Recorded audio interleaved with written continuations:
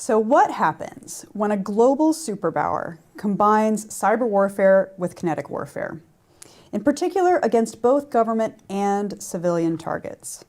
Who has the expertise to come to the rescue? Well, part of the answer is my guest today and some of the organizations that he works for. He's the executive director of the Cyber Defense Assistance Collaborative, which we're going to refer to as CEDAC during the rest of this event. They are an organization that recruits cyber talent to go assist Ukraine. He's also the Chief Strategy and Risk Officer for Andesite and is the Senior Advisor to Red Cell Partners Cyber Practice. And I have to say, he's more than all of these titles, he's a legend in the cyber community, going all the way back to his Air Force career. He's been a legend, he's been a pioneer, also a fellow Kennedy alum. So nice to have you. I'm Emily Harding. I am the Vice President of the Defense and Security Department here at CSIS and also the Director of the Intelligence National Security and Technology Program, where we focus a lot on the future of warfare, including the future of cyber warfare. So Greg, we are so happy to have you today. Really appreciate you coming in. Yeah, very glad to be here. I wanted to start off with a story. CEDAC has great stories, and you've got a lot of great stories in your career. So can you tell us about a time when CEDAC made a huge difference in Ukraine and in the cyber realm? Sure. CEDAC formed pretty quickly after the Russian reinvasion. You know, I had, because of some of my background, an opportunity to be in Kyiv before the war, so knew some of the Russian threat, but particularly the Ukrainian cyber leadership. But also because of my background in the private sector and I think some trust in the government, could ask the American cyber companies, you know, to help the Ukrainians. So within a few weeks, we were starting to get what I call requirements, right? That the Ukrainians were telling us these types of things would be useful to us. At the same time, tanks are moving against Kyiv, and you know the situation's massively chaotic. But I would say by the summer of 22, and this is the moment, we started to figure out that, yeah, it'd be great to give them tools and endpoint protection and SIMs, and eventually we'd start to do those sorts of things. But what they needed early was situational awareness. So the big cyber threat intel, you know, companies, you know, Recorded Future, the Mandiant team, you know, started to collab with some smaller, you know, ESET and some of the actually European teams started to build a little intel team, and they started to exchange their information about who was attacking, correlate it, and push that through to Ukraine. Still has multiple national cyber centers. They don't have just like one national cyber center. They have something called the NCCC, SSCIP, SBU, all of which are in different government organizations. They're a Ukrainian CERT. But we started to empower those organizations, and like Naftogaz is on this little screen behind us. You know, the Naftogaz team started to get information about attacks that the global companies were seeing. So we were able to feed. It wasn't quite real time, but it was pretty quick. You know, awareness of attack patterns. And then we started to do attack surface monitoring. So we actually started to scan networks like Naftogaz networks, military networks, the special prosecutors in Ukraine's network, and start to give them feeds about where their vulnerabilities were, so they were patching. So the story I tell about this is one of the guys in one of the companies that was doing all the scanning says it's pretty hard to do offense in a bright room, right? Like, so what I always felt like the message from that is that CEDAC relatively quickly in the first series of months was able to sort of shine light into the attack and defense space of the Ukraine and give the defenders a brighter light to see the Russians coming at them. Yeah, that's so true. I love that line. Hard to do offense in a bright room. I'm definitely going to steal that. So you mentioned the Naftogaz graphic we have back here. This is the cover of your new report. Do you want to say a couple things about your new report? Yeah.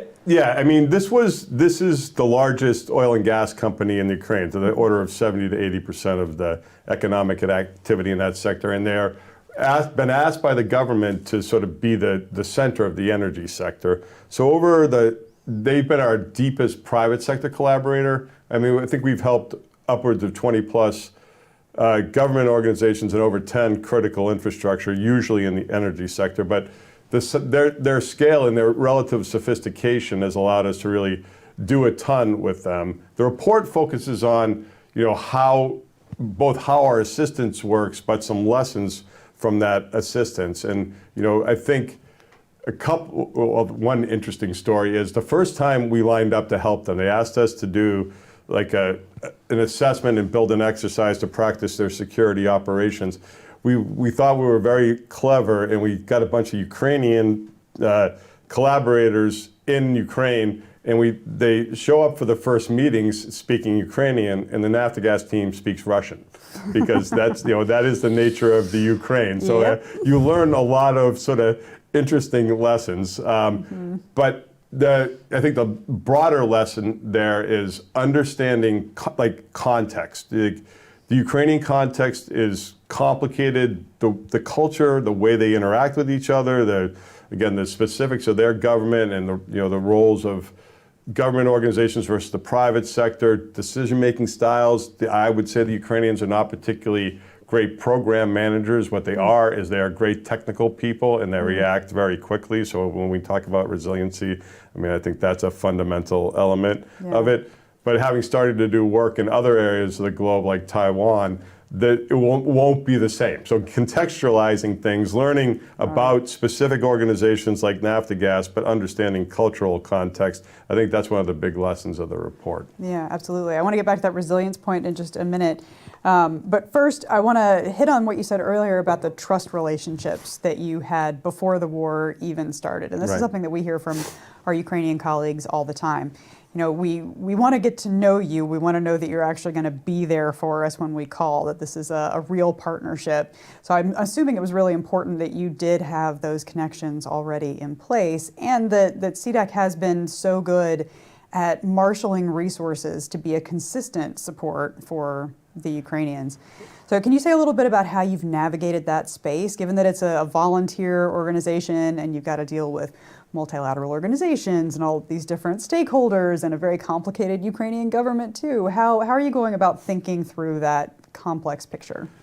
So it's a fundamental question, right? And there's a little bit of serendipity in it, like always with these things. In terms of gaining Ukrainian trust, it started small. I had a relationship with what's called the National Security and Defense Council, very similar to our NSC, which has an operational center called their National Cyber Coordination Center. So I knew that team. I'd helped write the national strategy, had done some exercise work. So I went there first for the same person who I had helped author their national cyber strategy. I called her and I said, look, I think I've talked to American cyber companies, and they're willing to help. And she started to get specific requirements out to us. But the Naftogaz story is also illuminative. So there is a person we work with named, his nickname is Vol. He's Voldemir Pavlenko. He runs a global cyber collaborative center, which is very tied to the U.S., the global law enforcement community. But if you know this NCFTA crowd up in Pittsburgh, which is an FBI-sponsored, fraud and law enforcement, Vol was coming through New York. We went to the NCFTA office in New York. I met Vol. We talked about what CEDAC was doing. He would end up going back to the Ukraine, but the Naftogaz team was with Vol on the way to Pittsburgh to an NCFTA meeting. And from that point, we've been that SOC lead's like, Greg, we need help. The Russians are after us. This would have been May of 2022. So taking those opportunities, getting to know know people, get them to trust you individually, and then that summer, I had a lot of the companies going, Greg, the Ukrainians are not asking for the right stuff, right? Like the things they want are not what they really need. We know what they need. We should give them that. And I'm like, guys, whatever they ask for, we're going to give them that immediately, as fast as we can, because until they actually would see us show up with things that they want that would help their lives, that us maybe someday being able to give them advice about what would be a better solution for them has to be built on them trusting us. So that was one lesson that I was really happy that I just sort of pushed the team to just do what the Ukrainians were asking, even if it didn't seem like the most rational, efficient solution. Right, right. I mean, at least be curious. If they're asking for the thing that you think is the wrong thing, maybe they know their systems a little bit better than we do, first of all. And second of all, like ask why. Why is this? Yeah, this is, I think, fundamental to this business. As a builder of security operations team and as a consultant, even in the States, the teams know the tools, the environment they have technically, but they're very comfortable with the tools they have. The notion of under attack, learning a new technology and tool and putting it into a technical infrastructure, that is not workable in most cases, right? So like people tend to forget how hard it is to get these technologies to work efficiently. So a little bit of the process, but particularly you got to go to where the people can do now. At least in these urgent situations where you're giving them things that they need to use tomorrow once it hits the deck, right? So, right. Yeah. It's a different set of pressures when someone is literally shooting at you. That's exactly right. Yeah. So talk a little bit about how CEDAC navigated issues of trust, classification, information sharing between this, government stakeholders, industry stakeholders, Ukrainian stakeholders, American stakeholders. How did you place yourself in the middle of that web? Again, a number of stories here. I'll tell one. I'm going to avoid using the individual's name, but I knew from my government experience, right? We wrote a one-page charter in the first few weeks, which is still the charter for the organization. But I did it with some legal advice from a lawyer here in D.C. that sort of works with the government and knew enough about international law to have the companies that are all working with me. And I will say one thing, that the companies never, I've been asked a million times, did they think it was dangerous? To what risk analysis did they do? Guys like Kevin Mandia and Art Coviello and Amit Uran just said, Greg, just tell us what you need and we'll do it, right? We're there. And again, over the years, they may have done a little bit more of thinking. We were not public for the first 6 months, and then about half the companies decided to, at an Aspen event actually, come out and say that CEDAC exists, and then now it's a pretty publicly known thing. So there was a little bit of shyness on we're operating in, helping the Ukrainians. Only defensive, very clearly that. So, that was always the ground rule. And then I decided I needed to tell the government that we were up to this because tools are flowing. It's a national security situation. I wanted to, given my background, be able to talk to the State Department and even Cyber Command and others. So I did know the people in the leading positions on the NSC, the ONCD. Nate Fick, I will name Nate, was a big, when he got to the job, was a huge advocate for what we were doing. So I will laud the government players. They only said, they weren't like, Greg, we need to fold this into something we're doing, or you should come to us for permission. They're like, just go, go, go. Do what you need to. We built this mechanism we call convening. There was this thing that happened in the late 19th century in the Rocky Mountains where the Indians and the cowboys and everybody got together and traded goods. They called it a Rocky Mountain convening. So I used that label and I started to take an ecosystem besides the company and have the governments come, like the European cyber attachés from DC all come, sometimes outside experts, think tanks. We've collaborated with a number of think tanks on studies. So we convene every quarter. We sort of tell everybody what we're up to. I issue a monthly report which goes to the stakeholder, this broader stakeholders, and I just basically made everybody aware of what we're up to. So it was not a complex approach, and I think that almost saved us the overhead of some sort of formal. We wanted to avoid, and that's why we don't do any classified work. We wanted to completely avoid the realm of being inside a formal national security structure or classified information. Yeah, there's a lot of power and benefit there if you can just sort of stay outside of those constraints and still do really phenomenal work.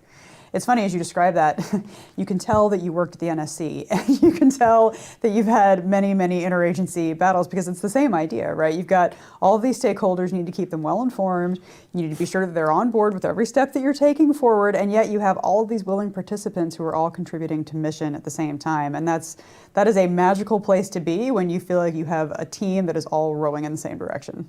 Yeah, I really, both the companies stepping up very quickly and the government, the U.S. government players, and I've talked to the Europeans, actually I've talked to the Japanese and the Taiwanese, right? Not the Taiwanese is a potential locus of assistance, but everybody has been like, the speed at which CEDAC gave practical assistance in weeks is not something the U.S. government then was organized to do, and I would say is still not organized to do. And I spent years trying to figure out with our government partners how to fund this sort of activity, and it really still problematic. Yep. Nothing like a crisis to really focus the mind. Yep. Yeah. So let's use one example, which is the Blue Force Tracker. This is something that combines both open source information and some private sector data too. So you can talk a little bit about what it is, how it works, how you've deployed it. So Blue Force tracking comes from my military background. So in an air operations center, as a person who has with an intelligence background, you're obviously watching what your adversary is up to doing. But like part of running a campaign, a conflict, deploying your defensive forces is you got to know where they all are. In the Air Force, we call that a Blue Force tracker. So I put that label on it, and I said, I first went to some of my government partners and said, "Is this already exist? Like, if you guys have a Blue Force tracker, we're willing to fall in and just give you our information about like where the work that we're doing." So like literally hunt, like some of it is got a little bit of locational element in terms of in cyberspace, like who's hunting what networks in Ukraine for Russian presence, right? Like there's activity on networks going on, so that also has a tracking and deconfliction element to it. And everybody's like, "No, Greg, no one's really got a singular view of this." And I'm like, we still do what I would say is an anemic job of this, but it's the only game in town when it comes. It's better than nothing, for sure. So I said, we're going to start this up. I knew what the companies were doing. We have that information. We have a set of young analysts that are good at open source research. Some of the think tanks have also been cataloging activity, so we always collaborate with those that are doing that. We aggregate it.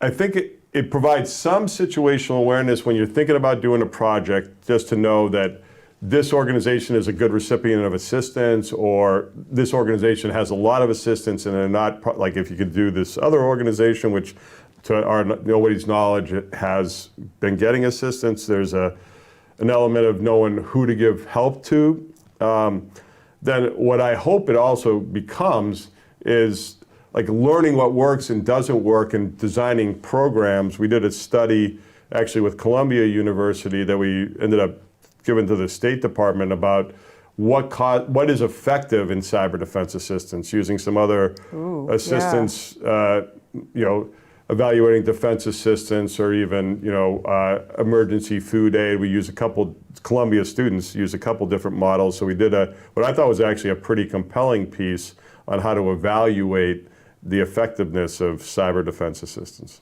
Oh, interesting. Okay. One more thing for my homework. I can't wait to read that one. I promised we get into resilience, and this is, I think, the key question when it comes to the Ukraine conflict with Russia. They had spent more than a decade putting up with massive Russian cyber attacks. And then when the full-scale invasion happened, we saw this combined arms effort by the Russians where they were engaging in cyber attacks at the same time as they were engaging in kinetic attacks. And there's all kinds of debates and discussions to be had about the effectiveness of those joint operations. But I think one thing has been clear, and that's that the Ukrainians have been unexpectedly resilient on a lot of fronts. That's right. But in particular on the cyber front. Yep.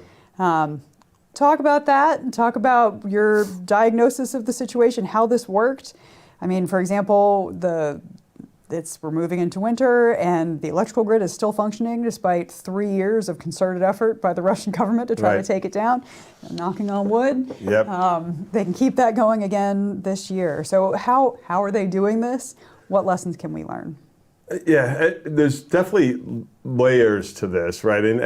Like you've mentioned, there's issues of whether the Russians were effective and why they weren't. And certainly initially, I felt like there wasn't a lot of synchronization between I don't think there was a lot of synchronization even in their ground campaign between the different elements of their ground campaign. They rushed into it. But the cyber piece of it, which started even a little bit before the war, right? But it was not tightly synchronized, and I don't think it was deeply planned, right? So the Ukrainians had the years of experience, and in the grid, places like Naftogaz, and particularly the electric energy grid, had been through deep Russian attacks. There had been assistance to them. They had gotten better at the real practical operational level in terms of having less vulnerabilities, seeing attacks, being able to, sense presence of an adversary in their network before it got disruptive. So there were some really strong centers in particularly the energy industry that already existed. They have a very sort of moving into what helped them through the early stages and into today.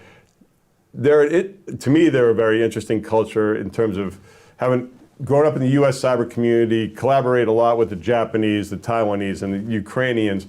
They all four of those operate sort of the Singaporeans. Like, they are highly technical, world-class technicians, and know their networks. They're superb operators, and there's a lot to learn in that, which is they don't build playbooks and run, highly documented defensive practices, but they are hands-on, able to understand what's happening on their networks and quickly fix it. So the two big incidents in the telecom sector, the early incident against Viasat, or that was a satellite attack, which had spilled over into other areas of the globe, but they were back up quickly, right? And again, the Kyivstar incident a couple years later, it amazed me. They leveled Kyivstar, the Russians did. Yeah. Pretty much, from what I've heard, most of the digital assets were not working. 2 days later, that was the largest cell carrier in Ukraine. It was back up and running, and I think it's due to the fact that they just know how to regenerate. They know their network so well. They just were able to put those things back together very quickly. So that's the number one sort of lesson, I would say. A big element of it that I think is a more transportable lesson, and governments around the world, I think, governments and their infrastructures around the world, I think, are doing this, and I know some specific cases, putting things in the cloud, right? Moving, your data centers can literally be bombed.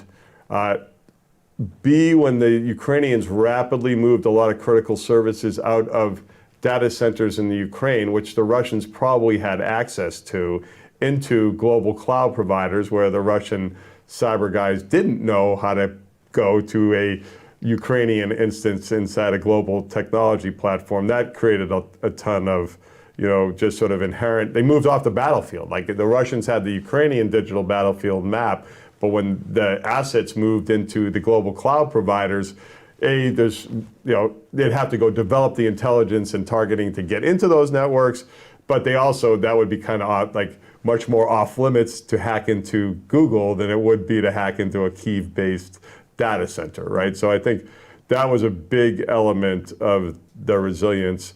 Then back to the situational awareness. By 4+ months in, they had a lot of visibility about who was coming at them. So if somebody got in and something bad was inside, they had a lot of collaborative help about exactly what was that, how did they get in, what door to close, and then sort of combined with that, continues to be a lot of hunt activity conducted both by themselves and with their Western collaborators. Mm-hmm.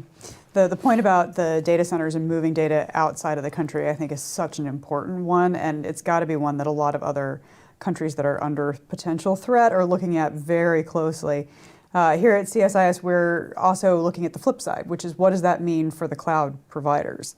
What is the risk that they're taking on by providing that kind of service to a country in conflict, and how should they be protecting themselves well? What can they expect from their home government? So you made the point, like going after a Google data center is very different than going after a data center that's owned by the Ukrainian government in Kyiv. That kind of assumes that the U.S. government is riding to Google's rescue, if in fact they are attacked. Yeah, and if that data center is in Dublin, which government is riding to their rescue if the if the Estonian digital government in exile, which exists, right, is in a Google data center in Dublin, like who's responsible for the resilience of that asset? Though I think it's a crucial question, and there's a broader discussion about the fundamental role that global platform players have in national security now, right? Like it's this issue and many others. Yep. Yeah. So. It is a core question. So bring those lessons home to the U.S. What sorts of things should, in the U.S. context, we be looking for to learn from the Ukrainians? You know, I do think enterprise level, like the Naftogaz team, talking about their frontline experiences as attacks come in. What do you, how do you stop as much as possible? But when they land something, how do you quickly, detect that you've got a problem and eradicate it? And having been, much engaged operationally in, security operations, you don't stop every attack.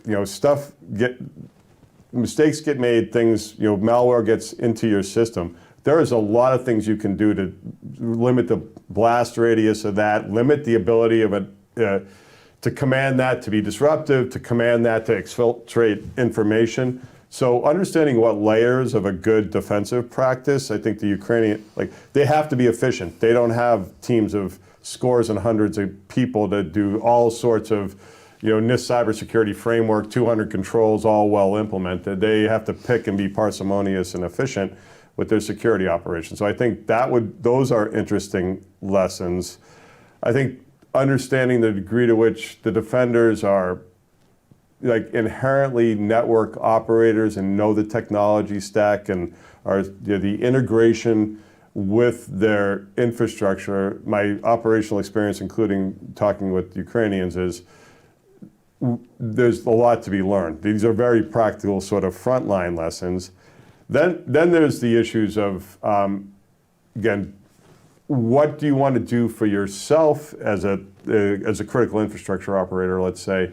When is it, on a resilience side, safer to have it in the hands of a global cloud provider, right? Like what the reliance on third-party services? I mean, I think we find the Ukrainians have had their own experiences with, NotPetya, and others where resilience does depend on how many outside dependencies you have. So I think, we've had solar winds and other sorts of things. So there's lessons to be learned about how to make choices about what third-party services. My belief is that continues to be a locus of risk if you're using a lot of third-party services that attackers know that they can leverage that to be disruptive. So as I mentioned to you before we started to talk, I think getting the Ukrainians on the road a bit, which I think they want to be in both their national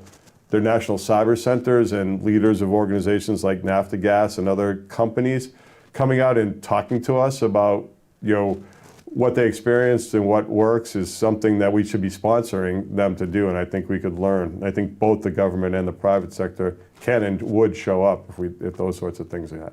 Yeah, absolutely. This is going to be an initiative of ours on my team for the next year, is telling some of these stories so that the U.S. can learn those lessons. God forbid we ever find ourselves in a similar situation where we have a hostile foreign actor that's really trying to take apart our critical infrastructure systems. We want to not ignore these lessons just because they happened over there. We really want to bring them back here and shore up our own systems. Yeah, and our allies, I know for a fact, I head to Tokyo in 2 weeks. Our allies are hungry for that knowledge as well, and in doing those things. As a former JPMC CISO, the global financial system is not national. If the Tokyo markets crash, New York's going to have a lot of pressure on it. The interconnection of global finance is basically a real-time situation. So we need to think as a nation, but as a set of nations that rely on the tightly woven critical infrastructures, how to protect, particularly like global markets, global telecommunications, because they cross borders. The corporations themselves are, complex multinational legal entities. So I think there's an element of that really needs to factor into this. And I do believe the corporate leaders, sometimes all the way up to the CEOs, certainly the cyber leaders, understand that they're going to have to collaborate with each other.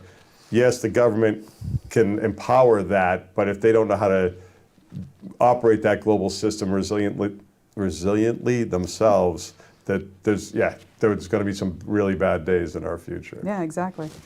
Okay, so we're going to close with final question about making you cyber king for a day. You've learned a lot of tremendous lessons over the course of your career. You've spoken to allies and partners from across the globe. You've seen some stuff. If you could wave your magic wand to cyber king for a day, what one thing are you fixing around the world? So, fix is a little binary for me, right? So what I think the teams need to do, and this comes with investment. For a long time, very few cyber fixes are even close to free, and most of them are deeply expensive in terms of not just fiscal spend, but like talent that could be used for other things, technology talent that's going to be applied to making something safer as opposed to a new product or something that's sellable. I'm going to go to a lesson that was ingrained to me early in my Air Force career, that when I took over the ops group of the Information Warfare Center, we called it back then the Cyber Warfare Center for the Air Force, I had to go implement with C.Q. Brown, who was the Air Warfare Center commander at the time. We had in the Air Force, we lost 1 plane for every 13 planes North Koreans lost. In Vietnam, that ratio came down to 1.3 to 1.